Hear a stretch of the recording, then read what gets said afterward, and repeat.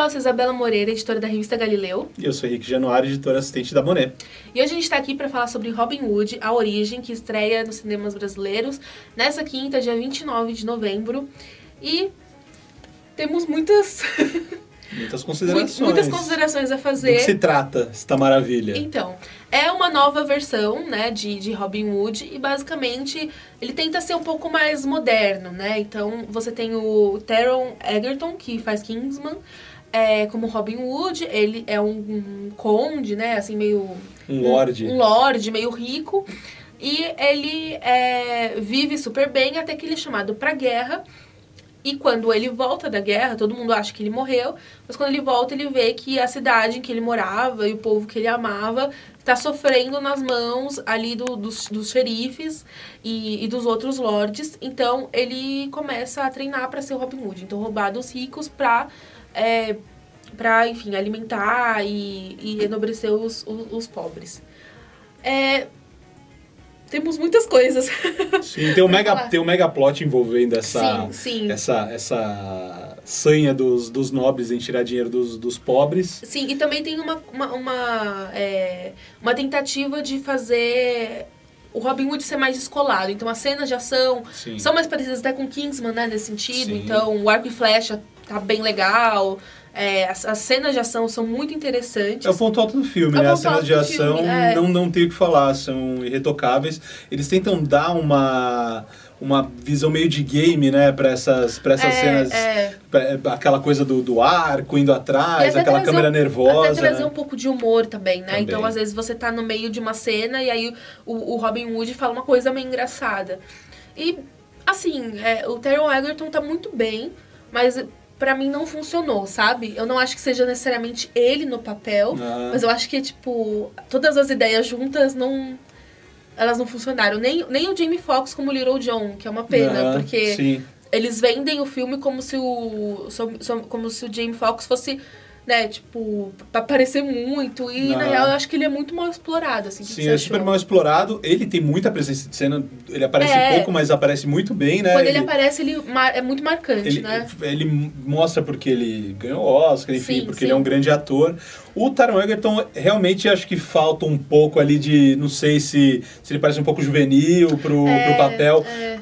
É a intenção do filme dar esse aspecto mais jovem para ele, personagem. De qualquer maneira, mas é aquele lance da Idade Média também, né? Porque as pessoas, elas morriam muito jovens e também elas viravam adultas, não tinha adolescência, né? E também tem toda a questão que a gente vê ele antes e depois da guerra, né? Então, esse período da guerra são uns 2, 3 anos, né? Então, ele também, né, envelhece um pouco, mas nem, assim, não aparenta, né? Se você não soubesse dessa divisão, não teria como saber. E tem uma pegada meio militar ali, das cruzadas, né? Eles tentam passar um negócio ali como uma operação americana no Iraque ou no Afeganistão, uma coisa assim.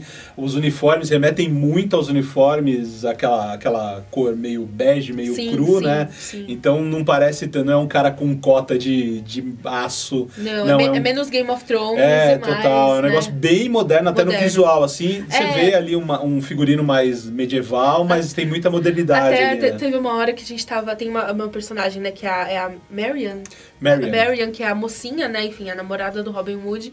E que aí ela aparece e aí ela tá com uma jaqueta de couro. Mas assim, não é uma jaqueta de couro que desgastaram pra parecer ali medieval. Não, é só uma jaqueta de couro que você acha, tipo, em qualquer loja. E aí eu olhei pro Henrique e a gente ficou... Que é isso? O que aconteceu? A gente achou que ia aparecer um All-Star, tipo Maria Antonieta. Enfim. Mas eles têm esse toque, é um charme que eles dão pro filme, não que seja algo inédito, né? Eu acho que isso não me incomodou tanto, assim. Eu acho que o que me incomodou eu até tava pensando nisso, essa questão do Jamie Foxx, que o Little John acaba não tendo tanta presença, né? Eu acho que ele faz muito com o personagem, mas porque ele é o Jamie Foxx. E o vilão, que é o Ben Mendelsohn, que fez... Enfim, ele sempre é o britânico que é o vilão. Então, em Rogue One, Jogador Número 1, e não é que, assim, ele faz um vilão diferente. É o mesmo vilão. É o mesmo vilão. Ele só tá no lugar diferente, porque eu acho que nem as roupas são tão diferentes assim. E é uma pena, porque eu acho que se ele fizesse alguma coisa diferente, eu tava pensando, se o Jamie Foxx fosse o vilão e desse uma pegada, às vezes, mais de comédia, ele fosse mais atrapalhado, acho que ia ter um tom diferente, sabe? Mas nesse sentido, as partes do vilão eu ficava, ai meu Deus, não vi esse cara. Tipo, era meio entediante até, né? Não tinha sei lá, não parecia que os riscos estavam altos o suficiente, né?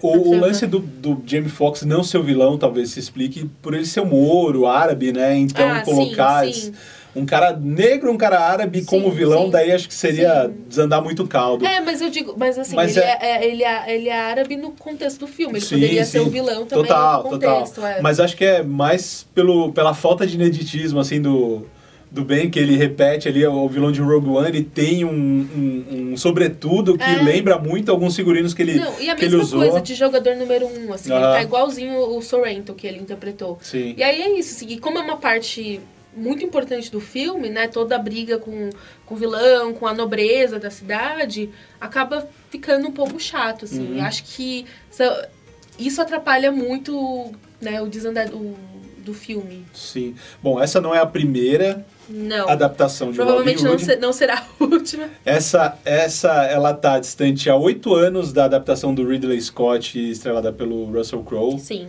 E ela tá a 110 anos de distância da primeira adaptação cinematográfica do Robin Hood. E uma coisa interessante que eu vi é que esse personagem Moro, que no filme de 91 do Kevin Costner foi interpretado pelo Morgan Freeman, e que agora é interpretado pelo Jamie Foxx, ele foi criado só na década de 80. Sim.